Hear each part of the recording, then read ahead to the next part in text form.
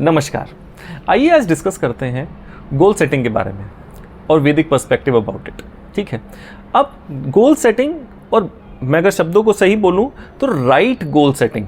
ठीक है, अब ये राइट गोल सेटिंग कैसे करी जा सकती है?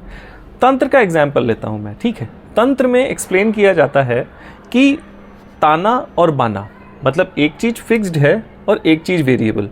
उसमें कहा जाता है जब तक आपके पास कोई चीज़ फिक्स्ड नहीं होगी तो उसके आसपास बाना नहीं बुन पाएगा। अब बाने से क्या रेफरेंस लेता है तंत्र?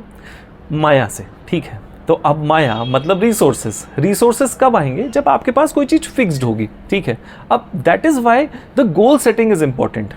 अब गोल्स क्या होते हैं? फिक्स्ड होते हैं, उसको पुरुष कहा जाता है, वो फिक्स्ड है।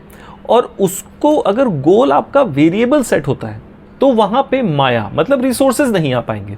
अब इम्पॉर्टेंट यहाँ पे क्या है कि आपका जो गोल है वो आपको फिल्टर आउट करके फिक्स करना पड़ता है, क्योंकि बहुत बार ये गोल इन्फ्लुएंस्ड होता है। अब आपने मान के चलिए फाउंडर मूवी देखी मैकडॉनल्ड्स के ओनर के ऊपर जो बनी हुई है, और आपने कहा नहीं मैं भी एक मैकडॉनल्ड की चेन बनाऊंगा, तो वो गोल आपके स्वभाव से नहीं आया। अब जैसे मान के चलिए मछली कहेगी नहीं मैं उड़ने का गोल बनाती हूँ, तो अब क्या माया वो घटित करा देगी? Answer is no.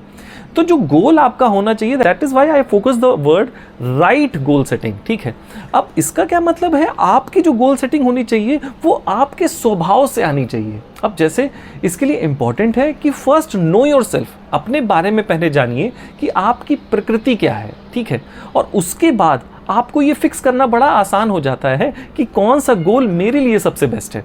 इसके लिए एस्ट्रोलॉजी भी थोड़ा सा हेल्प कर लेती है हम लोग को, क्योंकि जो बॉक्स 1 है एस्ट्रोलॉजी का, वो बताता है कि आपका जन्म हुआ क्यों है, what is the purpose of your life. तो जब पर्पस पता चल जाता है तो उसी आधार पे गोल फिक्स हो जाते हैं अपने लाइफ के। और जब तक हमारे पास वो चीज़ कोई फिक्स्ड नहीं होती तब तक माया नहीं आती। Thank you.